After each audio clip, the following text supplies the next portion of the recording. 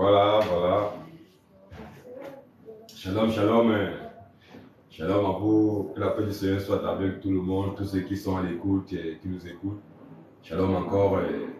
Par la grâce du Seigneur Jésus, nous sommes encore là, mon frère Joël et moi, pour annoncer encore la parole du Seigneur Jésus, pour apporter un peu encore une correction, mais de l'eau dans notre levain, dans la parole du Seigneur, pour dire encore à ceux qui, nous détracteurs, quand on est toujours là, nous, on ne se cache pas, on est toujours là, puisque nous sommes la vérité, on est là, on n'est pas caché, on se passe là, on appelle tous ceux qui ont fait des pas, qui se disent que non, ouais, ils sont trop forts, qu'ils nous ont vaincus. Nous, on est là encore pour exprimer la vérité. Le thème était toujours encore sur le salut des musulmans. Est-ce que l'islam garantit le salut des musulmans? C'est ça la question. Il ne s'agit pas de commencer à raconter de tout n'importe quoi, non, musulmans entrés au paradis, non, c'est faux ça. Donc, tu viens maintenant, on va encore démanteler, puisque c'est le sang le plus, on va encore démanteler par le Coran, les hadiths de Sahih Bukhari, avec Sahih Muslim, démontrer que non, un musulman qui dit que non, s'il meurt, il va au paradis, ce n'est pas un musulman, lui c'est un mécréant. Parce que Mohammed a dit que personne ne peut aller au paradis grâce à ses bonnes œuvres. Aucun musulman ne doit dire que non, s'il meurt, il a la certitude qu'il va au paradis. Il n'y a pas de certitude de paradis dans l'islam. C'est clair. Il n'y a pas de certitude, mais ce qui est sûr, c'est l'enfer. Étant en enfer que non, Dieu va, votre Allah, parce que Allah n'est pas Dieu, ça veut dire Dieu, mais Allah n'est pas Dieu, votre Allah, parce qu'un Dieu qui n'a pas de nom, ce n'est pas Dieu. Parce qu'on ne peut pas dire que non, Allah est Dieu. Quand on demande à un musulman quel est le nom de ton Dieu, il dit que mon nom de mon Dieu c'est Allah. Bon, Allah veut dire comme maintenant en français, ça veut dire Dieu. Est-ce que quel est le nom de Dieu alors? Allah, ça veut dire Dieu, mais quel est son nom? Parce que Jésus, nous connaissons le nom de notre Dieu. C'est les faux adorateurs qui connaissent le nom de leur Dieu. Nous, Jésus nous a dit, l'heure vient, elle est déjà venue. Les vrais adorateurs adoreront le Père en esprit et en vérité.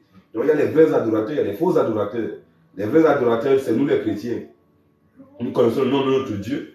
Nom du Créateur, nous savons qu'il est Dieu, il est Créateur, il est éternel, il n'a pas de commencement de vie, nous fait de vie, il est je suis, il est tout seul à la main, il a un nom, ça c'est les attributs qui lui reviennent. Étant ce qu'il est, il a un nom, donc nous dans ce nom-là que nous l'adorons, dans ce nom-là que nous l'invoquons, dans ce nom-là que nous avons la vie éternelle, dans ce nom-là qu'on chasse les démons, les miracles sont faits, c'est dans ce nom-là que tout est fait, même le baptême s'est fait à ce nom, parce que c'est le nom qui est au-dessus de tout nom. Mais toi, tu adores Dieu, tu ne connais pas quel est le nom de ton Dieu, mais toi, tu es un égaré.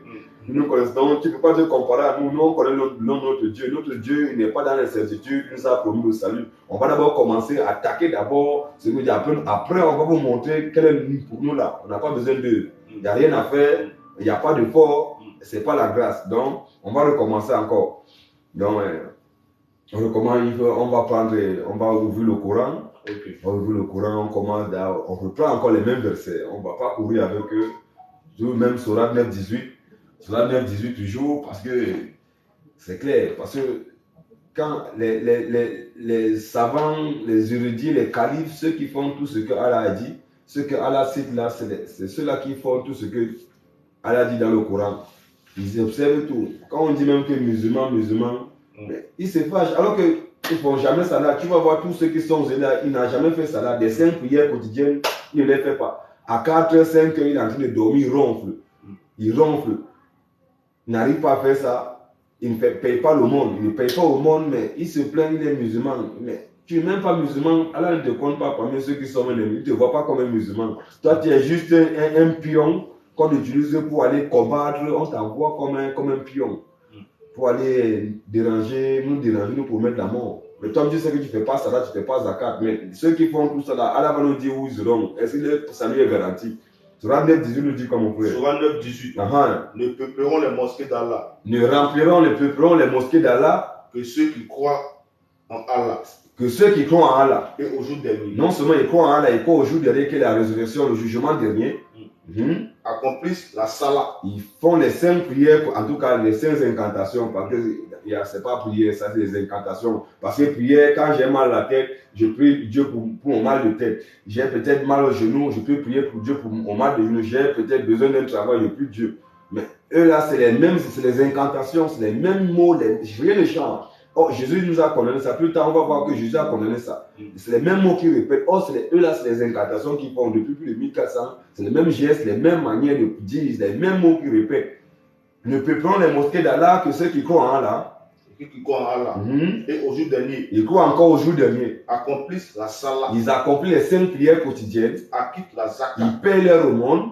Et ne craignent qu'Allah. Et dans leur tête, là, ils ne sont pas des associateurs. Il ne peut pas dire qu'il adore Allah, il va voir les marabouts. Il a les barres anti-poison, les barres de sécurité, les ceintures de sécurité, les mains, les toujours, les canaries en bas du lit. Cela, c'est les associateurs. Mais toi qui es dans ces choses-là, tu penses que tu adores Allah. Toi, comme tu sais au fond de toi que tu es un mécréant. Tu ne crois pas en Allah. Parce que tu sais que comme Allah n'a pas de puissance, il n'y a pas de puissance, Allah n'a aucune puissance pour vous sauver, pour vous protéger. C'est pour ça qu'il faut vous débrouiller à vous protéger vous-même. Vous posez, mais si tu crois vraiment que Allah est Dieu, tu ne dois pas aller voir les marabouts pour avoir de sécurité. C'est vrai, nous les chrétiens, on n'a rien. Quand mes doigts là, il n'y a rien là. Je soulève mon habit, tu vas voir, il n'y a rien. Mais vous avez, vous croyez à Allah, mais vous avez tous les trucs. Ça veut dire qu'Allah n'est pas puissant. Normalement, quand on parle qu'Allah n'est pas Dieu, ils vont se fâcher. Parce qu'ils savent vraiment au fond qu'Allah n'est pas Dieu. Parce que si Allah était Dieu, il était vraiment le Dieu véritable, tout puissant là. Il ne devait pas aller voir les marabouts, il ne devait pas voir les fétiches. Mais si tu vois tout ça, ça veut dire que tu sais que Allah n'est pas Dieu. C'est tout. Si Allah est Dieu, il va nous frapper. Comme on dit qu'il n'est pas Dieu. Mais comme il n'est pas Dieu, c'est vous qui devez le défendre. Vous avez dit qu'il faut le défendre. Ce n'est pas Dieu. Tu as mal parlé de Jésus, nous on s'en fout. Je commence un peu à mon frère. Surah 19. Surah 19. Ayat 18. Ayat 18. Ne peupleront les mosquées d'Allah. Surah 19, Ayat 18. Ne peupleront les mosquées d'Allah. Et ceux qui croient en Allah. Et ceux qui croient en Allah. Et au jour dernier. Au jour dernier. Accomplissent la salat. Accomplissent les 5 prières quotidiennes. Acquittent la zakat. Acquittent la zakat. Et ne craignent qu'Allah. Ils ne craignent qu'Allah. Point.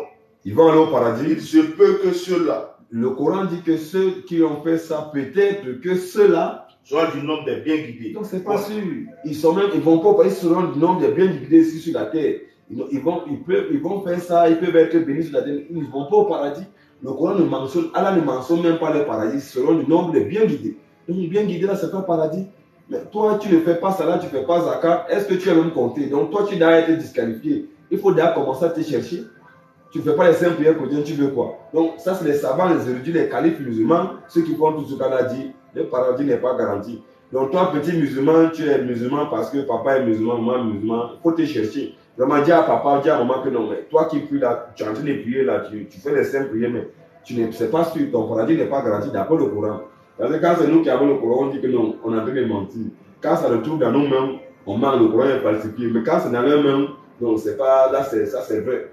Donc, parce que nous, on vous dit ce que vous ne voulez pas, vos imams ne veulent pas vous dire ce que nous vous disons, vos imams ne vous disent pas ça. Ils font que vous mentir. Donc, on a vu là, dans Surah 9-18, que non, ceux qui font tout ce qu'Allah dit, le paradis n'est pas garanti.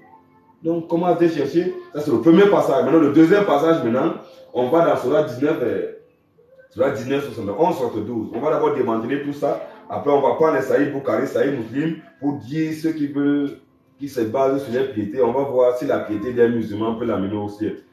Donc même la Bible, on va aussi prendre la Bible en appui. Parce que même dans la Bible, il y avait des gens comme ça qui faisaient des bonnes choses, qui étaient pieux. On va voir où ils vont aller après leur mort.